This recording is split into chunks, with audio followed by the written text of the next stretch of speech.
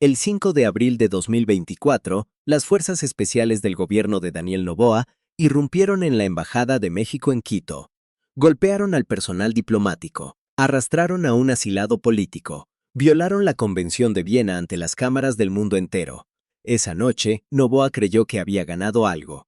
1 año y 4 meses después, México tiene una demanda activa en La Haya, Ecuador no tiene embajador mexicano, y la propia Organización de Estados Americanos publicó un informe que Claudia Sheinbaum leyó en voz alta en conferencia de prensa para demostrarle al mundo que el presidente de Ecuador ni siquiera ganó sus elecciones en condiciones justas. Y México no movió un solo soldado, no impuso un solo arancel de represalia, no convocó una sola rueda de prensa de emergencia. Lo que voy a explicarte hoy es por qué eso no es debilidad. Es la forma más avanzada de poder que existe en la diplomacia del siglo XXI. Me gustaría saber desde qué parte del mundo me estás escuchando. Escríbelo en los comentarios, porque esta historia importa distinto dependiendo de dónde la vivas. Ecuador tiene 18 millones de habitantes. Su economía, según el Banco Mundial, produce alrededor de 115.000 millones de dólares al año. Está dolarizada, lo que significa que no puede devaluar su moneda para ajustar choques, no puede emitir deuda soberana en su propia divisa y depende de ingresos externos para mantener la liquidez del sistema. Sus principales exportaciones son banano, camarón, petróleo y cacao. 3 de esos 4 productos necesitan acceso a mercados que no controla Ecuador. México, por su parte, produce más de 1.300.000 millones de dólares al año. Es la segunda economía de América Latina. Tiene el TEMEC, que le da acceso preferencial al mercado más grande del mundo. Tiene frontera con Estados Unidos, lo que convierte cada kilómetro de aduana en un instrumento de política exterior. Y tiene algo que ningún dato captura completamente: una doctrina diplomática de más de 100 años construida sobre una premisa muy simple. México no pelea batallas que no puede perder. Cuando Noboa anunció en febrero de 2025 un arancel del 27% a los productos mexicanos, lo hizo desde su cuenta de X con un gráfico que mostraba un déficit comercial de 218 millones de dólares. Noboa llamó a eso abuso. Claudia Sheinbaum respondió al día siguiente en su conferencia matutina con 7 palabras que resumieron todo el análisis que te voy a dar hoy. Son más ricos los camarones de Sinaloa. Y siguió con su agenda. Las exportaciones mexicanas a Ecuador representan el 0.079% del total de exportaciones de México. Eso no es una guerra comercial, eso es un ruido de fondo. No estoy diciendo que Ecuador no importe. Estoy diciendo que su presidente eligió pelearse con el país que controla exactamente la infraestructura jurídica, diplomática y comercial que Ecuador necesita para navegar el orden internacional. Eso no es valentía, eso es un error de cálculo. Pero aquí está lo que ningún canal te está diciendo. Y me tomó varios días de análisis entenderlo por completo. Así que te lo explico ahora con cuidado porque cambia todo lo que crees saber sobre cómo se ejerce el poder en América Latina. La historia de este conflicto no es la historia de una pelea entre 2 presidentes. Es la historia de cómo México construyó, a lo largo de décadas, 3 instrumentos de poder tan integrados en la arquitectura del orden internacional que cuando un actor como Noboa los activa en su contra, lo hace sin saberlo. Vamos uno por uno. El primer instrumento es La Haya, no como tribunal de última instancia, sino como herramienta de presión continua y permanente. El 11 de abril de 2024, 6 días después del asalto a la embajada, México presentó una demanda formal ante la Corte Internacional de Justicia. Eso tiene consecuencias que van mucho más allá del resultado del juicio. Primero, convierte a Ecuador en estado demandado ante el tribunal más visible del sistema internacional por tiempo indefinido. Cada negociación comercial que Ecuador intenta, cada alianza que busca construir, cada foro multilateral al que asiste, lleva consigo una etiqueta que dice: este país está siendo juzgado en La Haya por violar la inmunidad diplomática. Segundo, le da a México la posibilidad de extender el conflicto en el tiempo de manera controlada. La Corte estableció plazos que mantienen el intercambio formal de argumentos abierto hasta febrero de 2027. Eso significa que mientras Noboa esté en el poder, Ecuador vive bajo la sombra de este proceso. No hay forma de escapar sin reconocer la violación. Y reconocer la violación sería el fin político de Noboa en Ecuador. ¿Cuándo fue la última vez que un país latinoamericano llevó a otro ante la Corte Internacional de Justicia por violación de su sede diplomática? Nunca con este nivel de documentación. El precedente más cercano en la historia del derecho internacional fue el asalto a la Embajada de Estados Unidos en Teherán en 1979. Irán fue condenado. Nadie en el mundo diplomático olvida ese fallo. México lo sabe. Y al presentar esta demanda, no solo busca justicia para este caso. Está construyendo un precedente que refuerza la doctrina de inviolabilidad diplomática que México ha defendido y promovido durante más de un siglo. Eso es arquitectura de influencia de largo plazo. No es una reacción, es un movimiento estructural. ¿Tienes clara ya la primera herramienta? Guarda una pregunta en la mente mientras avanzamos. ¿Por qué Ecuador no retiró la demanda antes de que se profundizara? La respuesta llega en el tercer instrumento. Pero primero necesitas entender lo que más duele y menos se ve. El segundo instrumento es el silencio diplomático, y sé que esto suena contradictorio. En el mundo de la política que conocemos, el silencio se asocia a debilidad. Al que no puede responder, al que no tiene argumentos. En la doctrina diplomática mexicana, el silencio es exactamente lo contrario. Es la demostración de que no necesitas validar al otro para mantener el control del tablero. Piensa en lo que Noboa necesitaba de México. Necesitaba una reacción que lo posicionara como igual. Una declaración fuerte de México habría dado a Noboa exactamente lo que buscaba, una narrativa de conflicto bilateral entre dos naciones soberanas en disputa.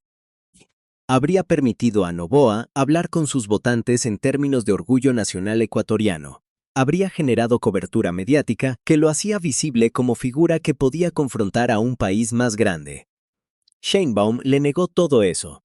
Cuando Noboa impuso su arancel del 27%, la respuesta fue el equivalente diplomático de un encogimiento de hombros. Cuando Noboa cuestionó la ausencia de México en la Cumbre Escudo de las Américas, organizada por Trump, Sheinbaum respondió que México tenía su propio acuerdo bilateral con Estados Unidos y no necesitaba esa plataforma. Sin confrontación, sin reconocimiento del desafío, sin concesiones, el silencio tiene una propiedad que la respuesta no tiene. Acumula. Cada semana que pasa sin que México reaccione a una provocación de Noboa, la asimetría de poder se hace más visible para todos los observadores del sistema regional. Los embajadores de terceros países lo registran. Los organismos multilaterales lo registran. Los mercados financieros, que evalúan riesgo político, lo registran. México no necesita decir que Ecuador es irrelevante para que Ecuador empiece a parecerlo. El silencio hace ese trabajo solo, y nadie puede demandar a México por no hablar. Este es el momento en que muchos espectadores se preguntan, ¿pero no es eso arrogante? ¿No debería México buscar el diálogo? Es una pregunta legítima. Y la respuesta está en la secuencia de los hechos. México agotó el diálogo. Las negociaciones para un tratado de libre comercio con Ecuador estuvieron muy avanzadas hasta diciembre de 2022, cuando colapsaron precisamente porque Ecuador exigió preferencias arancelarias para el banano y el camarón que afectaban a productores mexicanos. Fue Ecuador quien rompió esa negociación. Fue Ecuador quien luego asaltó la embajada. Fue Ecuador quien impuso aranceles. La secuencia importa. México no cerró ninguna puerta, las dejó todas abiertas y simplemente dejó de caminar hacia ellas. Hay dos personas que nunca votaron por nada de esto. Las voy a llamar por nombres. Carlos tiene 42 años, trabaja en una empresa importadora de insumos farmacéuticos en Guayaquil. El 20% de lo que vende viene de laboratorios mexicanos. Desde que se rompieron las relaciones diplomáticas, cada envío requiere más trámites, más tiempo, más incertidumbre. Sus clientes le preguntan si puede garantizar el suministro. Él no puede garantizarlo. No porque México haya bloqueado el comercio, sino porque la ruptura diplomática crea fricción operativa que nadie cuantifica en las estadísticas, pero que Carlos vive todos los meses. Después está Rosario, una familia completa en realidad, en Machala, ciudad bananera en la frontera con Perú. Su cosecha no tiene problemas de acceso al mercado. Pero el médico del centro de salud más cercano le recetó un medicamento que tarda el doble en llegar que hace 2 años. Ella no sabe exactamente por qué. Su médico tampoco puede explicarle con precisión. Pero en los datos de importación de medicamentos mexicanos a Ecuador, esa demora tiene nombre. Es el costo invisible de las decisiones de su presidente. Eso se llama madurez diplomática. Y nosotros como mexicanos deberíamos reconocerla cuando la vemos. El poder de México no busca castigar al pueblo ecuatoriano, busca que su gobierno rinda cuentas. Para entender por qué México puede sostener esta postura sin costo político interno, hay que ir a la historia. No a la historia reciente, hay que ir a 1949. Ese año, México acogió en su territorio a Víctor Raúl Haya de la Torre, el líder del partido peruano, APRA, que había buscado asilo en la embajada colombiana en Lima. El caso terminó en la Corte Internacional de Justicia, Colombia versus Perú. Fue el primer gran precedente de asilo diplomático en el sistema de La Haya. México observó ese caso con atención académica durante décadas porque comprendía algo que otros países apenas intuían. Las reglas del asilo diplomático son la infraestructura de protección de cualquier opositor político en cualquier país latinoamericano. Si esa infraestructura se debilita, todos pierden. Especialmente los países con historia de exiliados políticos como México, que recibió a republicanos españoles en los años 30, a perseguidos de las dictaduras del Cono Sur en los 70 y a docenas de figuras de izquierda latinoamericana en distintos momentos del siglo XX. Cuando Jorge Glass, ex vicepresidente de Ecuador y figura del correísmo, buscó asilo en la Embajada de México en diciembre de 2023, México no estaba improvisando. Estaba aplicando exactamente la misma doctrina que ha aplicado durante 75 años. El asilo diplomático es un derecho reconocido por la Convención de Caracas de 1954. México fue uno de sus promotores fundamentales. Al concederlo a Glass, México no provocó a Ecuador. Aplicó el derecho internacional tal como lo diseñó. Que Noboa no lo aceptara no convierte a México en el agresor. Lo convierte en el guardián de un sistema que Ecuador suscribió y luego violó. Y si Noboa sabía todo esto desde el principio, si el asalto a la embajada no fue un error de cálculo sino una apuesta deliberada, esa pregunta es la que nadie en los medios mainstream está respondiendo. Y la respuesta la guardé para ahora, porque necesitabas todo el contexto previo para entenderla. El tercer instrumento, el más poderoso y el menos visible, es lo que voy a llamar la posición regulatoria de México en el sistema multilateral americano. No es un mecanismo formal, no tiene un nombre en ningún tratado, pero funciona con la precisión de una institución. México lleva décadas siendo uno de los países que más sistemáticamente ha construido la jurisprudencia del derecho internacional latinoamericano. La doctrina Estrada de 1930, que establece que México no califica la legitimidad de otros gobiernos extranjeros. La Convención de Viena sobre Relaciones Diplomáticas, en cuya negociación México tuvo un papel activo. La Convención de Caracas sobre Asilo Diplomático, el Pacto de Bogotá. Cada uno de estos instrumentos es una piedra del edificio jurídico que México habita como su territorio natural. Cuando Sheinbaum se paró frente a los micrófonos el 16 de abril de 2025 y leyó en voz alta el informe de la Organización de Estados Americanos sobre las irregularidades en la reelección de Noboa, no estaba improvisando una crítica política. Estaba ejecutando una operación de posicionamiento regulatorio perfecta. Escucha exactamente lo que ocurrió. La OEA, que es el mismo organismo que reconoció formalmente los resultados electorales de Ecuador, publicó un informe que señala que Noboa no solicitó licencia de su cargo durante la campaña y que ese hecho impactó en la equidad de la campaña electoral y debilitó la institucionalidad del Estado. Son palabras textuales del propio informe de la OEA. Sheinbaum tomó ese documento y lo convirtió en el argumento central de su posición. No necesitó inventar nada, no necesitó hacer acusaciones que pudieran rebatirse. Tomó el instrumento multilateral más importante del hemisferio americano, usó sus propias conclusiones y las leyó frente a las cámaras con la serenidad de alguien que ya sabía que el resultado estaba escrito. Noboa ganó la elección.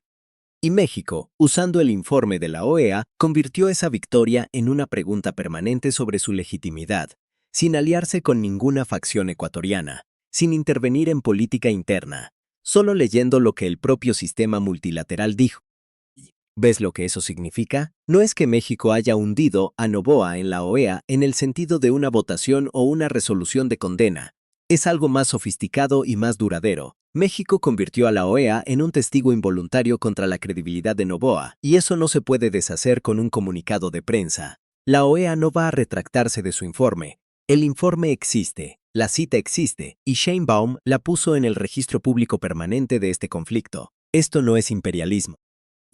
Necesito ser claro sobre esto porque la distinción importa. El imperialismo tradicional opera mediante imposición directa, control militar, control financiero, instalación de gobiernos favorables. Lo que México hace es radicalmente diferente. México no controla ningún recurso estratégico ecuatoriano, no tiene bases militares, no financia partidos políticos en Quito. Lo que México hace es dictar el sistema de reglas internacionales con tanta profundidad que sus adversarios terminan enredados en ese mismo sistema al intentar confrontarlo. Es una diferencia fundamental. Un país imperial destruye instituciones para ganar. México gana precisamente porque defiende las instituciones. Esa defensa, que tiene un costo real y requiere disciplina sostenida, es exactamente lo que diferencia a la doctrina diplomática mexicana de cualquier forma de poder coercitivo tradicional. No imponemos. Definimos las reglas desde adentro y hacemos que defenderlas sea indistinguible de defender el orden internacional.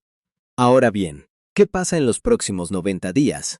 Hay 3 escenarios posibles, y los 3 tienen consecuencias concretas para la región. El primer escenario. Ecuador avanza hacia un reconocimiento implícito. Noboa no puede reconocer públicamente que invadió la embajada mexicana porque eso lo destruye políticamente en Ecuador, donde su gobierno construyó una narrativa de soberanía frente a las injerencias del correísmo y sus aliados.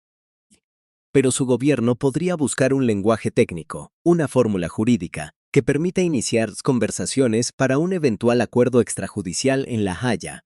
Si eso ocurre, México lo aceptaría sin fanfarria, sin declaraciones de victoria, sin humillar públicamente a Quito, porque la madurez diplomática no necesita audiencia para existir. El segundo escenario. El statu quo se mantiene y el tiempo trabaja para México. El intercambio formal de argumentos en la Corte Internacional de Justicia permanece abierto hasta febrero de 2027. Eso significa que durante los próximos 18 meses, Ecuador debe preparar documentos jurídicos, movilizar abogados internacionales y destinar recursos de su Cancillería a un proceso que no puede controlar.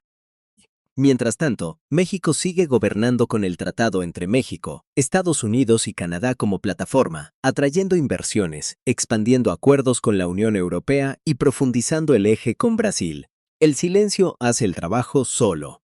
El tercer escenario. Noboa escala, busca visibilidad internacional adicional, como hizo cuando cuestionó la ausencia de Sheinbaum en la cumbre Escudo de las Américas de Trump, o cuando habló de los problemas del narcotráfico en México ante medios internacionales. Y México lo ignora por completo. No responde, no convoca embajadores, no emite comunicados, simplemente sigue. Y esa respuesta, que para muchos parece pasividad, en realidad acelera el aislamiento de Noboa dentro de los foros regionales donde México tiene décadas de capital acumulado. Un presidente que escala contra alguien que no responde empieza a parecerle a sus propios aliados un actor impredecible. Ese es el escenario más devastador para Ecuador, no porque México haga algo, sino precisamente porque no hace nada. En 90 días, aquí mismo en este canal, volvemos a este tablero para ver en cuál de estos 3 escenarios estamos. Antes de cerrar, quiero que te quedes con una imagen. El 5 de abril de 2024, las cámaras captaron a policías ecuatorianos arrastrando a un hombre fuera de la Embajada de México en Quito. Esa imagen dio la vuelta al mundo. Fue condenada desde Washington hasta Madrid, y Noboa creyó que esa imagen lo hacía poderoso. Un año después, esa misma imagen es el argumento central de la demanda mexicana en La Haya. Es el punto de partida del cuestionamiento a la legitimidad de su reelección. Es el motivo por el que México puede decir, sin mentir, sin exagerar, y con el respaldo de los propios informes de la OEA, que no reanudará relaciones con Ecuador mientras Noboa esté en el cargo. Noboa tomó una imagen de fuerza y México la convirtió en un instrumento jurídico permanente, sin anunciar, sin una rueda de prensa, sin excepciones. Aquí está la pregunta con la que quiero dejarte, y no hay respuesta incorrecta, pero sí hay una conversación que vale la pena tener. ¿Crees que la estrategia de México, sostener el silencio, mantener la demanda en La Haya y negarse a reanudar relaciones, es el camino correcto para defender la soberanía diplomática en América Latina? ¿O crees que en algún momento México debería buscar activamente un acuerdo que permita estabilizar la región, aunque eso signifique ceder algo de esa postura? Dos opciones. Ninguna es obvia, y la tensión entre las dos es exactamente el debate que define cómo vamos a construir el orden regional en los próximos años. En 90 días, aquí mismo, volvemos a este tablero juntos.